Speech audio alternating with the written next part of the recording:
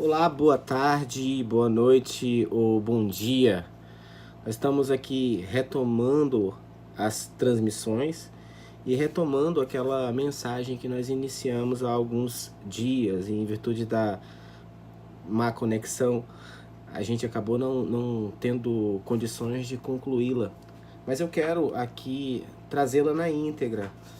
E assim, se você assistiu alguns trechos, não se incomode em assistir novamente e vamos então aqui meditar nas Escrituras. Eu quero lhe pedir permissão para lhe fazer uma pergunta pessoal. E eu tenho certeza que você não gosta de perguntas pessoais, porque as perguntas pessoais elas invadem o nosso espaço. Pois todas as perguntas pessoais nos colocam contra a parede. Mas eu quero fazer essa pergunta como se tivéssemos eu e você conversando pessoalmente. A pergunta é a seguinte: você é uma pessoa feliz? Você é uma pessoa alegre?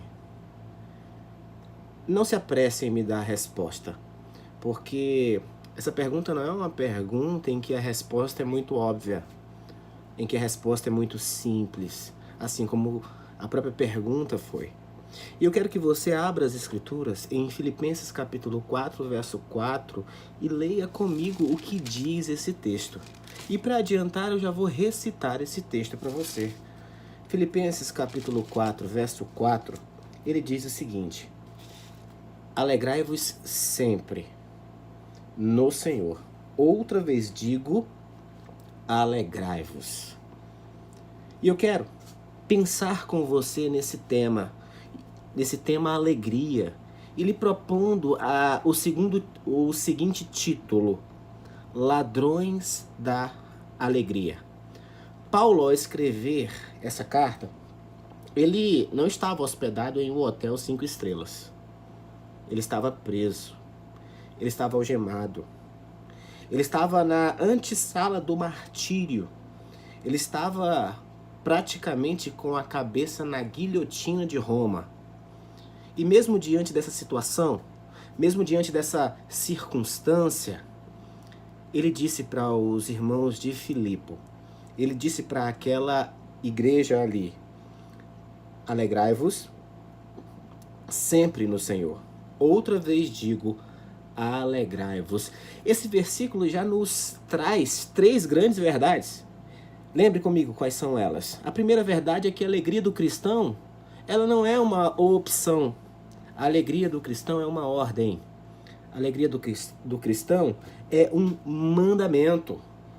O texto diz, alegrai-vos, está no imperativo. A alegria aqui, a palavra, não é um substantivo, mas é um verbo, e o verbo no imperativo. Em outras palavras, eu e você não temos o direito de ser uma pessoa triste, porque ser uma pessoa triste é um pecado. Um pecado de desobediência a um mandamento claro e expresso da palavra de Deus. Isso porque a boa nova que nós abraçamos, segundo as Escrituras, é a boa nova de grande alegria. O evangelho que nos alcançou é o reino de Deus, e o reino de Deus é alegria. E a ordem de Deus que nos é dada é: alegrai-vos. Ele diz, alegrai-vos quando? O texto continua a nos dizer, alegrai-vos sempre. Mas aí vem uma outra perguntinha. Você tem problema na tua vida? De vez em quando a grana fica curta na sua casa, ou é só na minha que isso acontece? De vez em quando alguém fica doente aí? Ou é só aqui que fica? Mas Paulo, mesmo diante dessas realidades, ele diz, alegrai-vos sempre. Uma outra verdade que nos é dita aqui é que a alegria do cristão, ela é ultra circunstancial. Ela não depende das circunstâncias. O texto diz, alegrai-vos sempre. Está alegre, está feliz quando tudo está bem? Até alguém que não acredita em Deus consegue. O propósito de Deus para mim, para você, ser uma pessoa feliz, vai além das circunstâncias, vai além dos acontecimentos, é sempre. Isso porque a alegria do cristão não é a presença de coisas boas e nem a ausência de coisas ruins. A alegria do cristão é uma pessoa. A alegria do cristão é Jesus. Por isso, Paulo diz: alegrai-vos sempre no Senhor. Se você tem Jesus, você é uma pessoa feliz. Se você não tem Jesus Cristo, você não é uma pessoa feliz. Daí, a terceira verdade a gente encontra, que é a alegria do cristão. É cristocêntrica. É Cristo. Agora, você não precisa ser um psicólogo, nem um grande entendedor da alma humana para você detectar, perceber que nem todos os cristãos estão vivendo ou experimentando uma alegria indizível e cheia de glória. Por quê? Porque acontece situações na vida da gente em que nos abate, em que nos faz esquecer de algumas realidades que as Escrituras nos apresentam. Há muitos cristãos salvos em Cristo, tristes, com um semblante abatido, um coração diminuído, uma alma amargurada. Isso porque o ser é diferente do estar. Como já foi lido aqui em algumas lives, o trecho das Escrituras onde Jesus Cristo menciona ou inicia o seu Sermão do Monte, lembra? Bem-aventurado é, ele sempre diz, bem-aventurado é os pacificadores, é os humildes, é os que choram. Porque o cristão é feliz, mas nem sempre ele está feliz. Ser e estar tem uma diferença. Mas por que essa diferença? Por que mesmo sabendo que temos que ser felizes, às vezes não estamos tanto? Porque acontecem coisas que nos roubam a nossa alegria, que nos fazem esquecer dessas realidades iniciais que eu mencionei. Quais são? A alegria do cristão não é uma opção, é um mandamento. A alegria do cristão, ela é além das circunstâncias, e a alegria do cristão é Cristo. Mas quais são os ladrões da alegria que nos roubam a paz? Segundo Filipenses aqui. E eu quero relatar alguns. O primeiro ladrão da alegria está no capítulo 1, versículo 12, que nos diz o seguinte: quero ainda, irmãos, cientificar-vos que as coisas que me aconteceram têm antes contribuído para o progresso do Evangelho. O primeiro ladrão da alegria é as circunstâncias da vida. Sabe por quê? Porque as circunstâncias, os acontecimentos, eles acontecem com você, querendo você ou não, gostando você ou não, programando você ou não, esperando você ou não. As coisas acontecem. E acontecem no arrepio da nossa vontade, a revelia do nosso querer. Elas acontecem. Elas chegam de surpresa. Não mandam aviso. Não mandam um telegrama. Põem a nossa vida de ponta cabeça. Fazem um transtorno, um colapso existencial. Circunstâncias acontecem. E o que é isso? É uma enfermidade súbita. É um acidente grave. É um luto traumático. É as mortes que acontecem de maneira precoce. O que é isso? Circunstâncias. Você vai para o médico e em um exame de rotina e é diagnosticado com uma doença grave. Circunstâncias. Você cria o filho com um desvelo, cuidado, carinho, ternura, proteção, amor e de repente ele se torna um adolescente rebelde, recalcitrante e joga fora tudo aquilo que ele recebeu de educação que você deu. Circunstâncias. Se você não tomar cuidado, isso leva embora a sua alegria. Você constrói um patrimônio. Você constrói coisas ou administra eventos. Você planeja. Mas aí percebe que por algum acontecimento econômico que você não planejou, que você não sabia que viria, tudo você perde. E você percebe-se falido em todos os sentidos. E isso rouba a tua alegria. Circunstâncias. Quando Paulo fala aqui, no versículo 12 do capítulo 1, ele diz que as coisas que me aconteceram têm contribuído para o progresso do Evangelho. Aí eu pergunto, Paulo, o que aconteceu?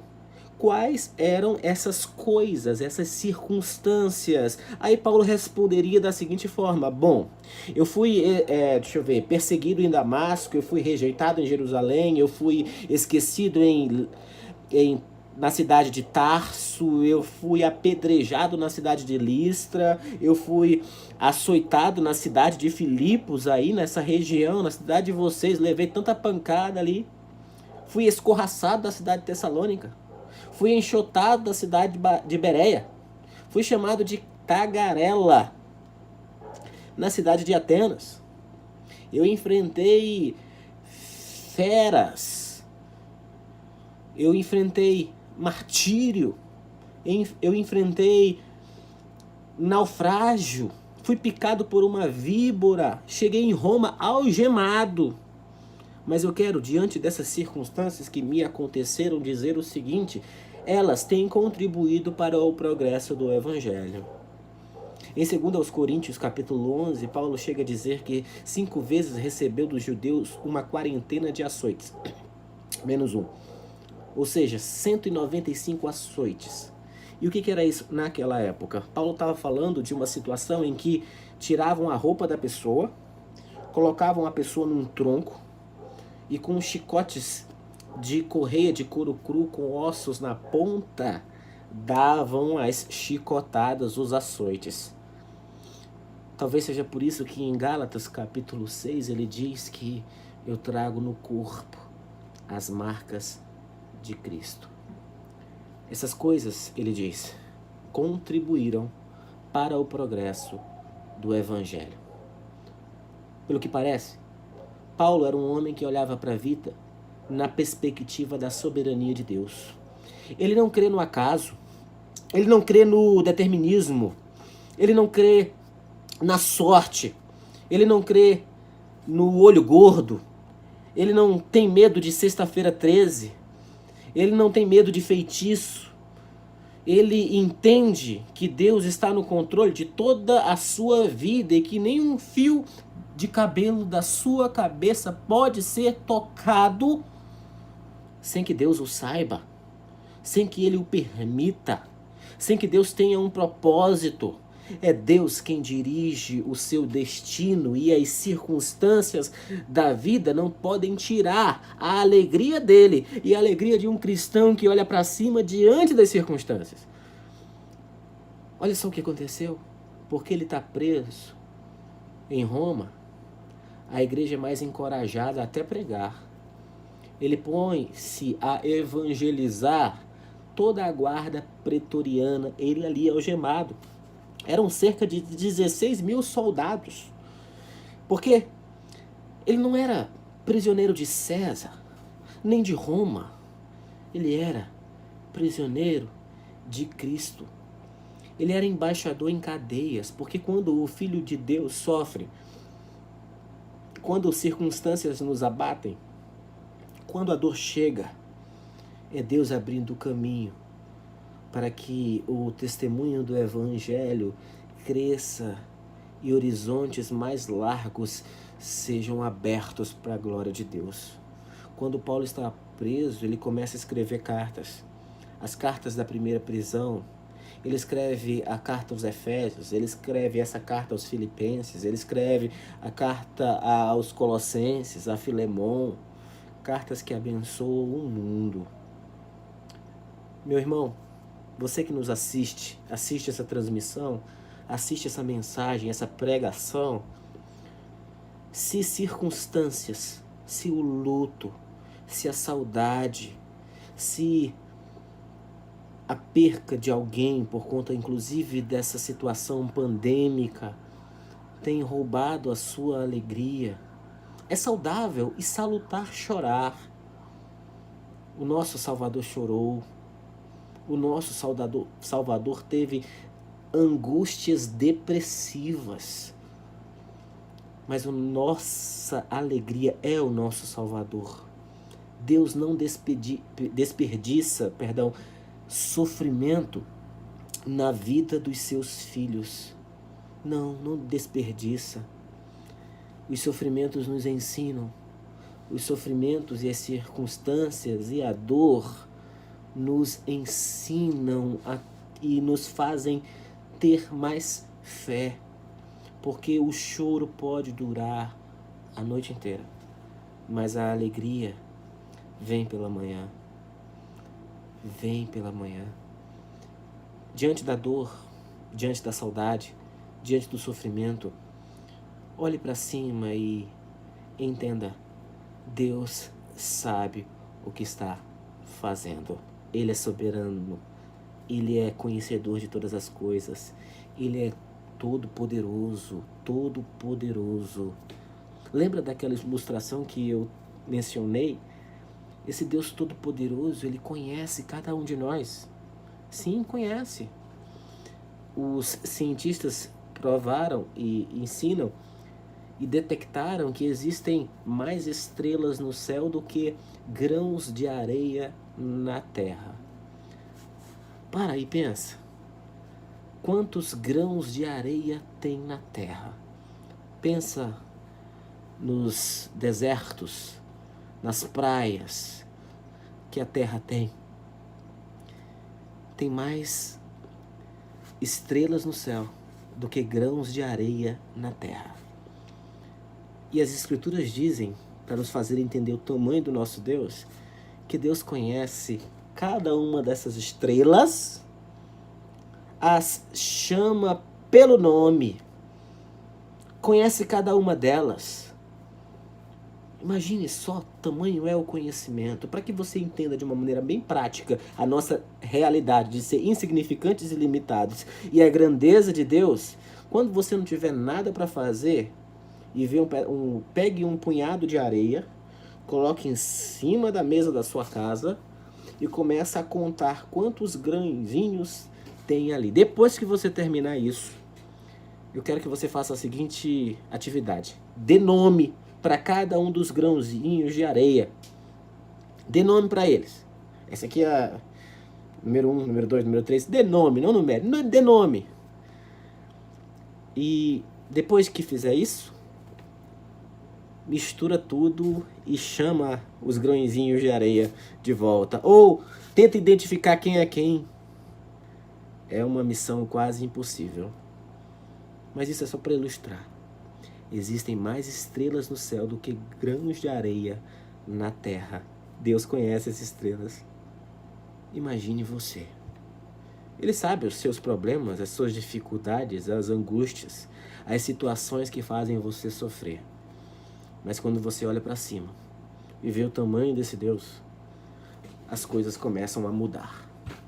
Mas esse é o primeiro ladrão da alegria, que é as circunstâncias da vida. E o segundo ladrão da alegria está no capítulo 2, versículo 3 e 5, que diz o seguinte: nada façais por partidarismo ou vanglória, mas por humildade, considerando cada um os outros superiores a si mesmo. Não tenha cada um em vista o que é propriamente seu, senão também cada qual o que é dos outros. Tende em vós o mesmo sentimento que houve também em Cristo Jesus. O segundo ladrão da alegria, sabe qual é? O primeiro é as circunstâncias. O segundo são as pessoas. Nós sofremos mais por causa de gente do que por conta de coisas. As pessoas nos fazem sofrer mais do que as próprias circunstâncias. Nós choramos mais por causa das pessoas do que por causa dos problemas. Sabe por quê? Chega mais perto. Sabe por quê? Porque as pessoas nos decepcionam. Nós decepcionamos as pessoas. Nós temos queixas uns dos outros. Nós temos... às vezes nós machucamos uns aos outros. Nós ferimos uns aos outros. Às vezes a nossa vida é uma luta de boxe. E vale tudo, na verdade, tudo junto. Ferimos, machucamos, enganamos. E é por essa razão que é impossível que haja uma pessoa feliz, uma família feliz, uma igreja feliz, sem o exercício de algo que não é clichê, mas é real. Sem o perdão. Sem o perdão. Porque as dores que mais nos ferem, que mais as pessoas que mais roubam a nossa alegria são aquelas que estão tão próximas da gente e aquelas que a gente nunca imaginava que iria nos ferir. Porque resolver um atrito com um estranho não é tão complicado e difícil.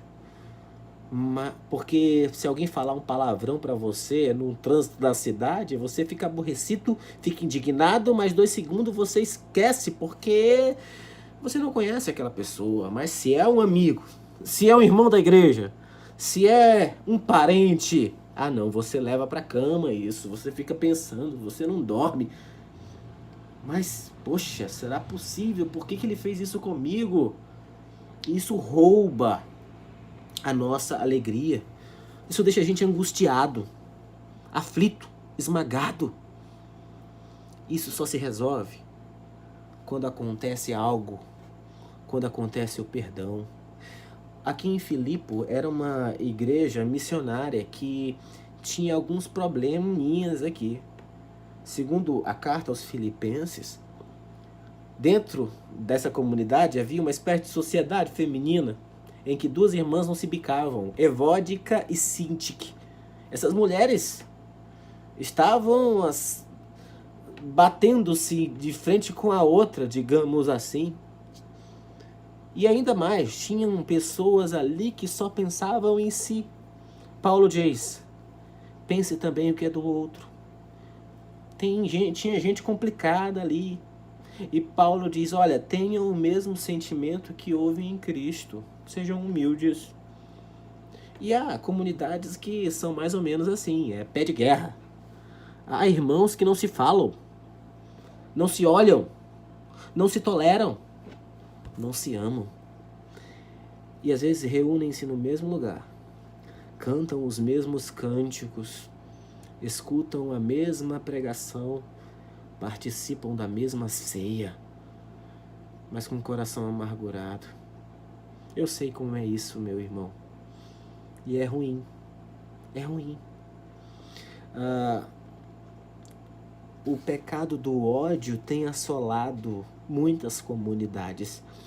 Jesus Cristo fala tão eloquentemente quando trata acerca disso em Mateus capítulo 18, que ele diz, olha, aquele que foi ofendido vai até o irmão que te ofendeu e tenta reatar. O ofendido, o que sofreu a ofensa, vai até o que foi ofensor, atrás de reconciliar. Pedro acha muito estranho isso e pergunta, até quantas vezes eu tenho que fazer isso? Aí Jesus diz, quantas vezes? 70 vezes 7. Sempre, sempre. Sempre você tem que fazer isso.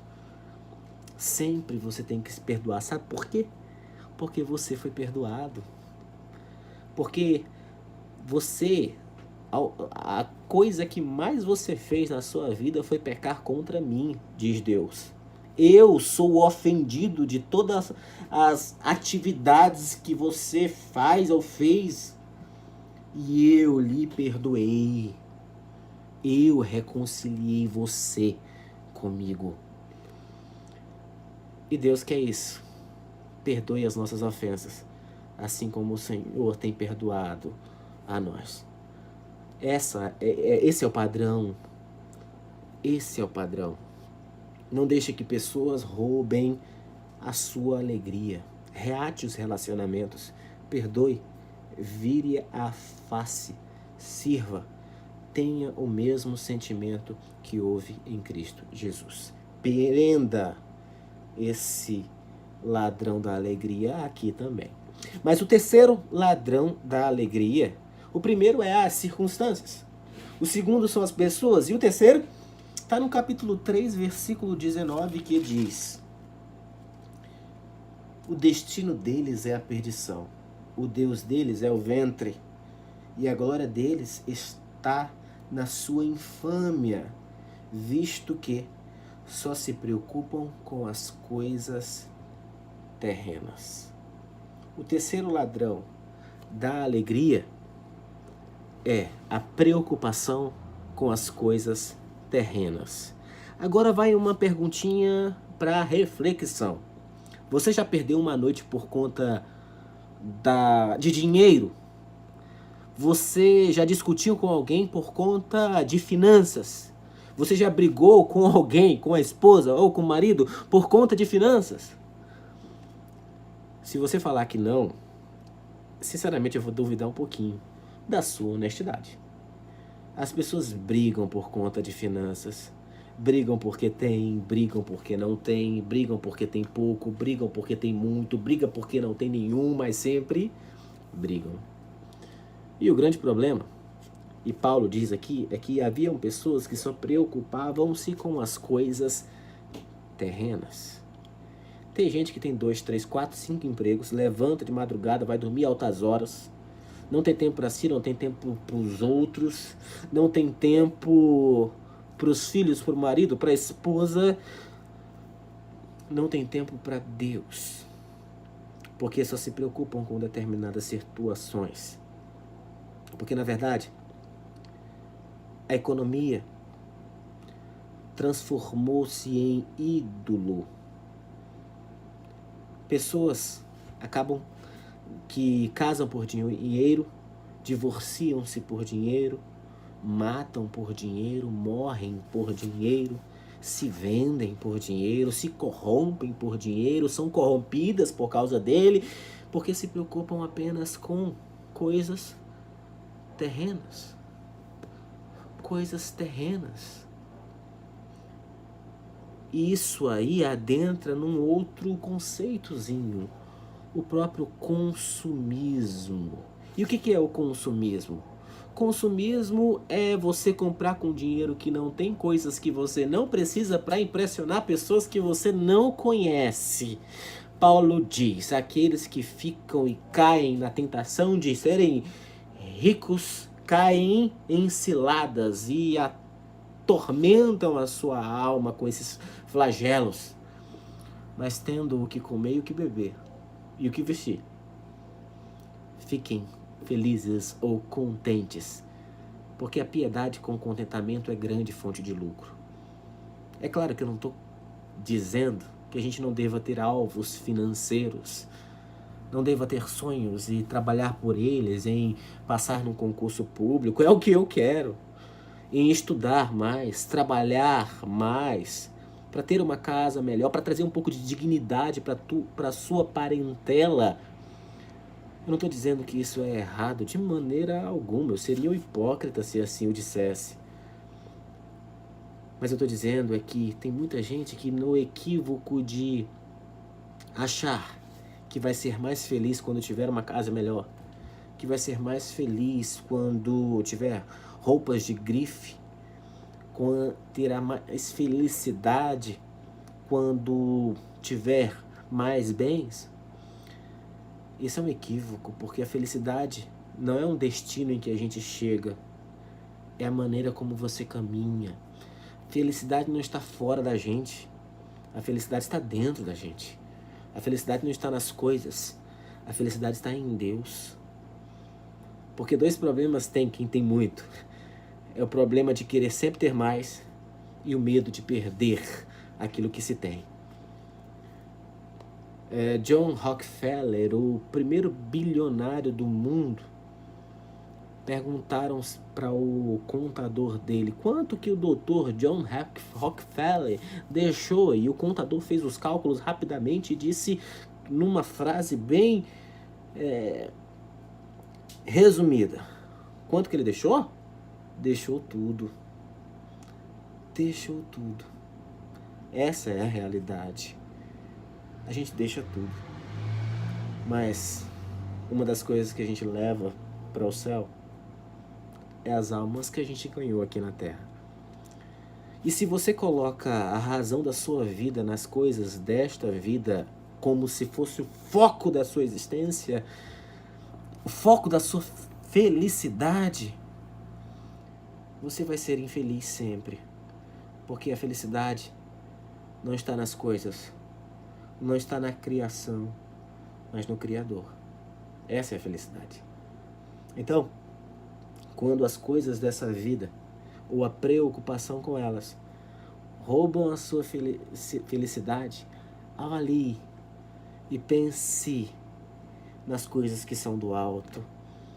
Trabalhe, esforce-se para ter sim a concretização dos teus objetivos, mas não caia na teia ou na sedução de achar que a felicidade está apenas em alcançar, mas é todo o processo, porque você é feliz.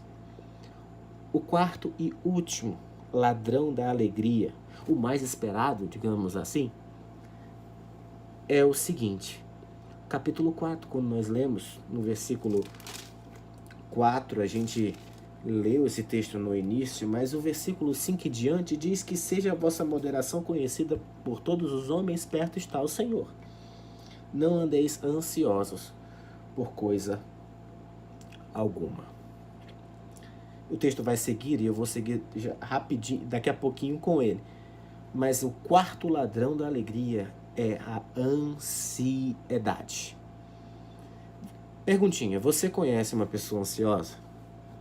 Você já viu alguma pessoa ansiosa, não? Hoje? Eu tenho certeza que sim, a gente se olha no espelho várias vezes durante o dia.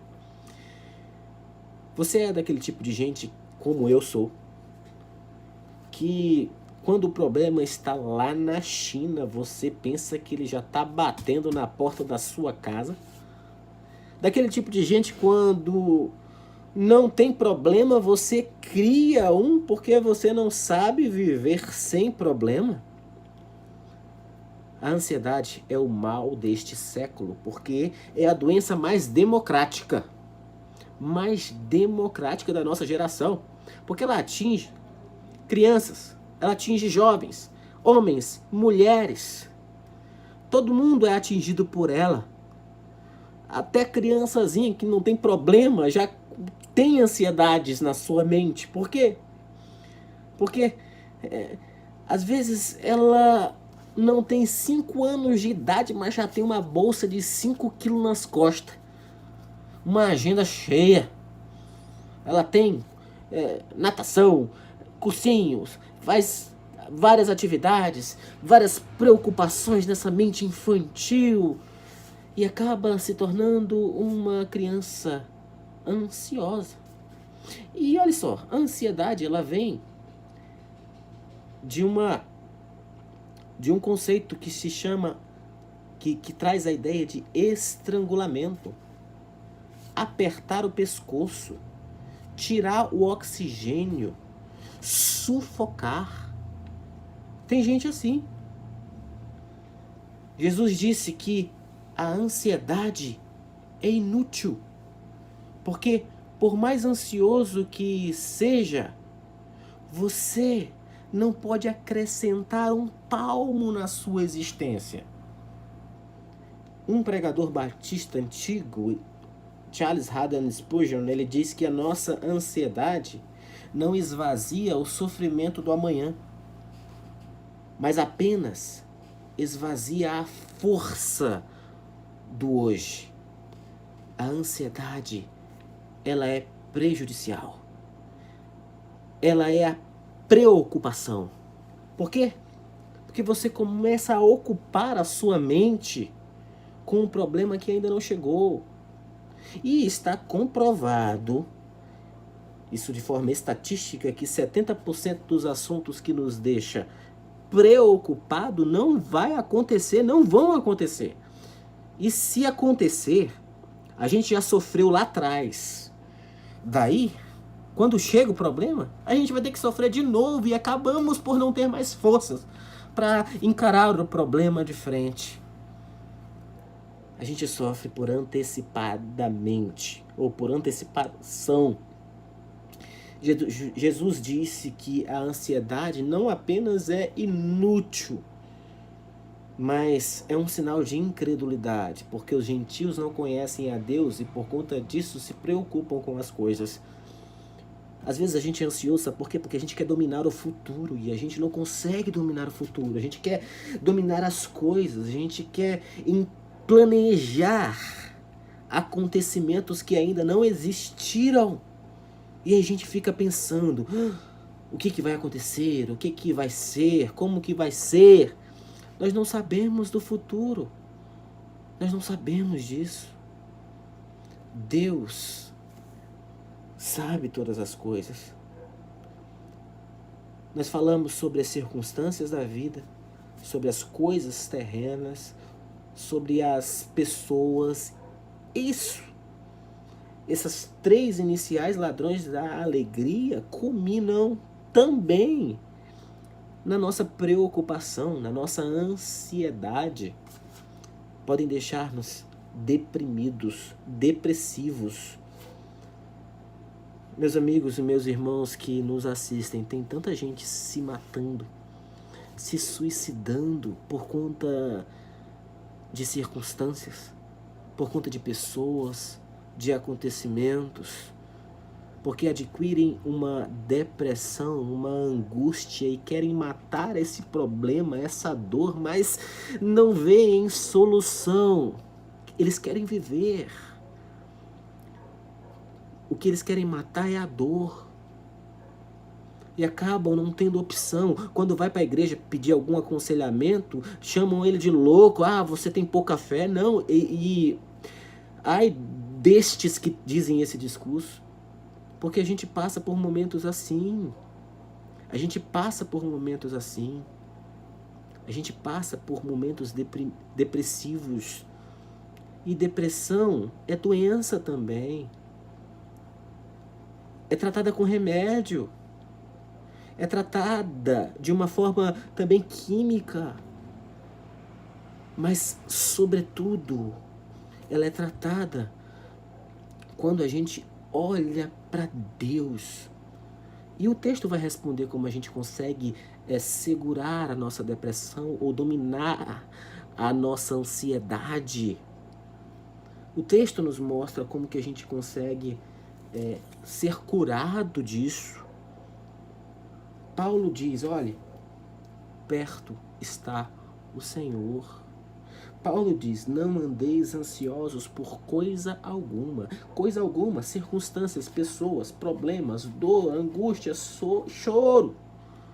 Em tudo, porém, sejam conhecidas diante de Deus as vossas petições pela oração e pela súplica com ações de graça. Dê um foco nesse versículo. Paulo está aqui falando de três coisas aqui. Ele fala de petições, oração e súplica e ações de graça. Paulo é como se ele estivesse dando uma receita aqui. Uma receita, porque oração no grego traz uma ideia de adoração. Ele está falando assim, olha, a adoração precisa existir. diante dos nossos clamores a Deus. A petição e súplica também, que são palavras análogas. Petição e súplica. E ações de graça, gratidão. Ou seja, ele está dizendo, olha aqui, você precisa adorar a Deus. E a gente adora a Deus por aquilo que Deus é. E você precisa agradecer a Deus por aquilo que Ele faz. E diante disso, você vai agradecer a Deus por tudo que Ele tem feito. De uma maneira prática, esse versículo pode ser entendido da seguinte forma. Vamos supor que nós iremos fazer uma oração aqui. Paulo está querendo dizer para a gente, olha, você adora, você agradece e você pede. Para ser mais claro, eu vou fazer essa ilustração aqui. Vamos supor que você faz a seguinte oração diante de Deus.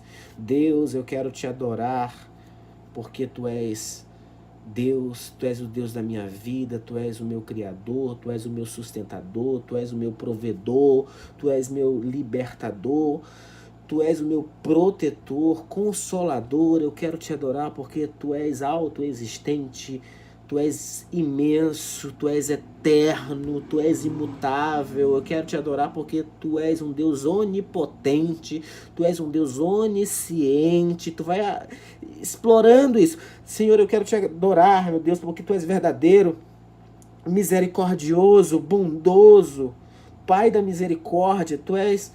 Eu quero te adorar porque tu tens prazer em perdoar. Tu és a minha rocha, a minha fortaleza, a minha paz, a minha alegria, a minha herança. Tu és a razão da minha vida, em nome de Jesus.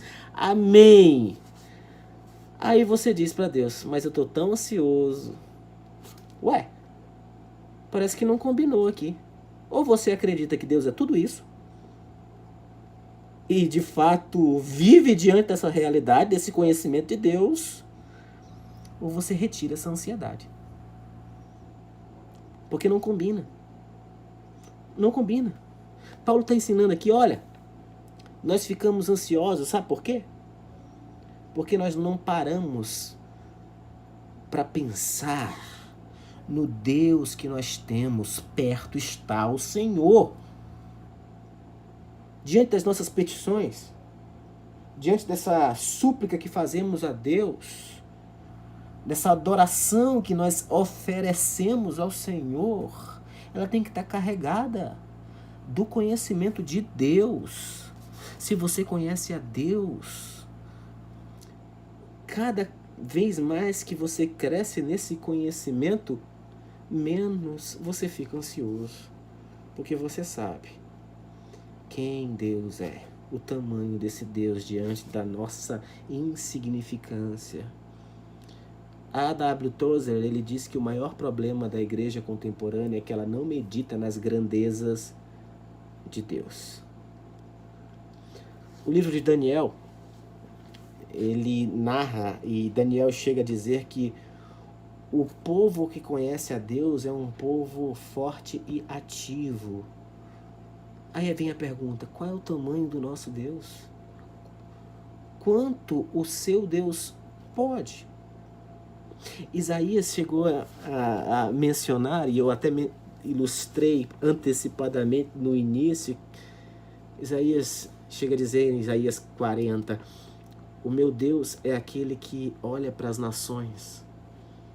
Ele faz uma observação assim, talvez ele esteja pensando no Egito, Daniel na Babilônia, no Império Medo-Persa, grego. Ele diz, o meu Deus olha para as nações, para os impérios, e diz, são como um pó em uma balança de precisão.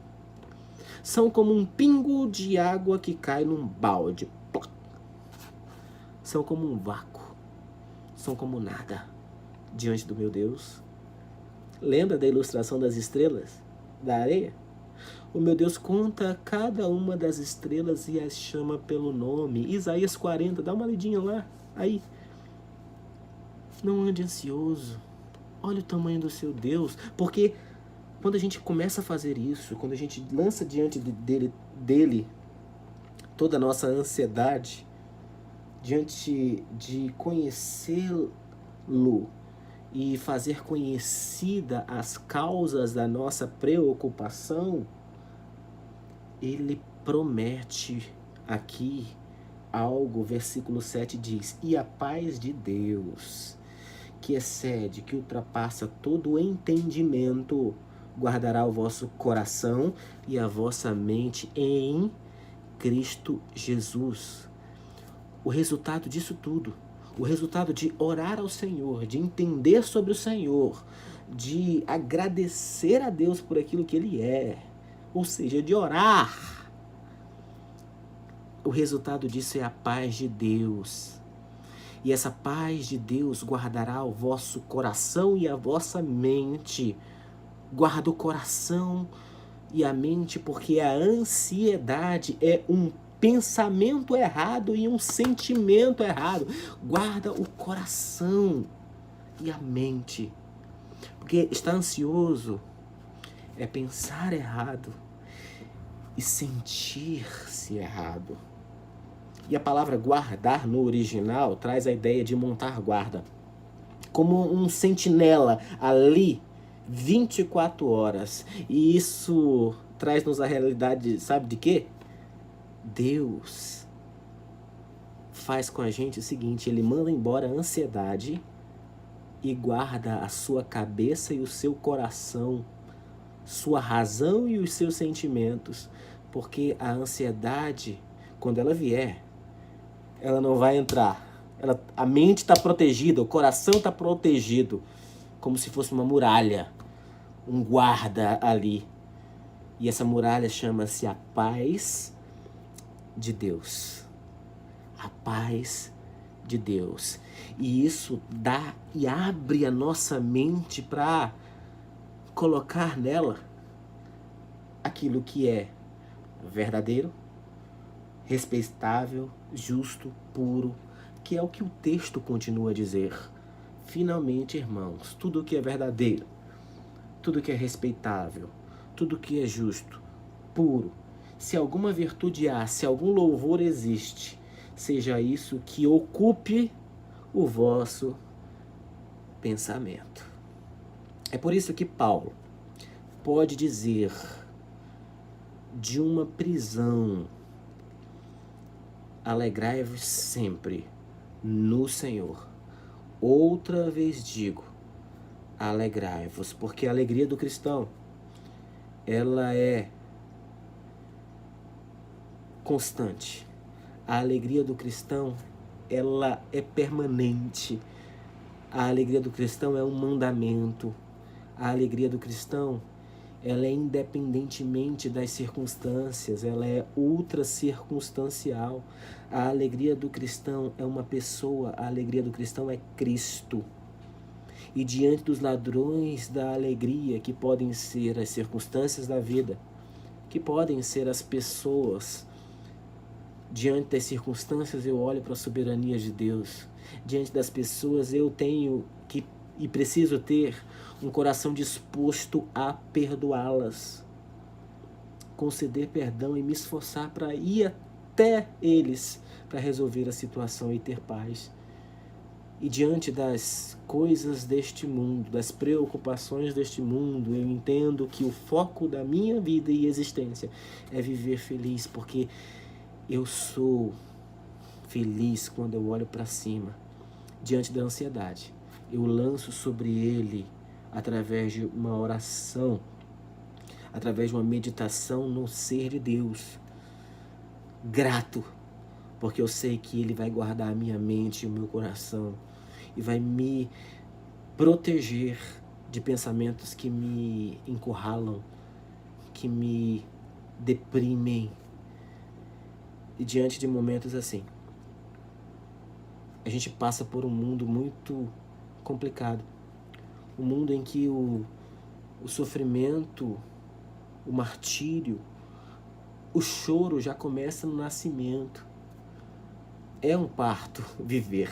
Viver é um parto.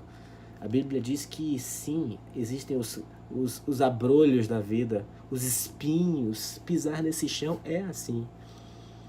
Mas Jesus Cristo tinha dito que no mundo passareis por aflições.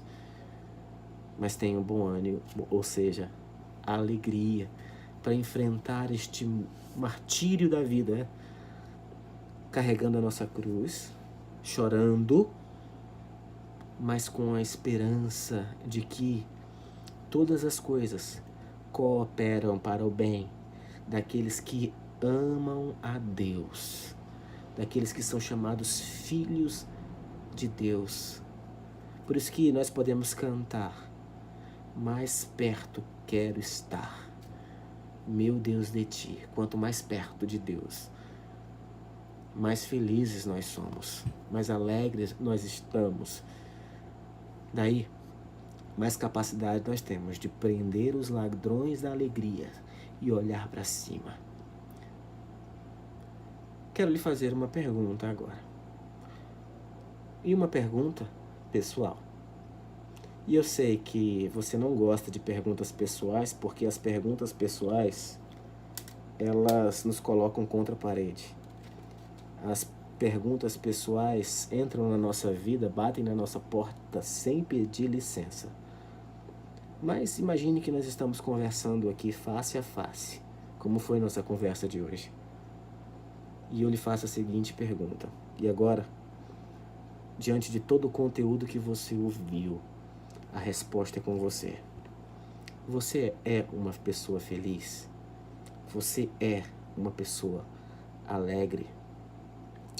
Que Deus nos ajude a responder corretamente e a viver essa novidade de vida, sabendo que alegrai-vos sempre no Senhor. Outra vez digo, alegrai-vos. Amém.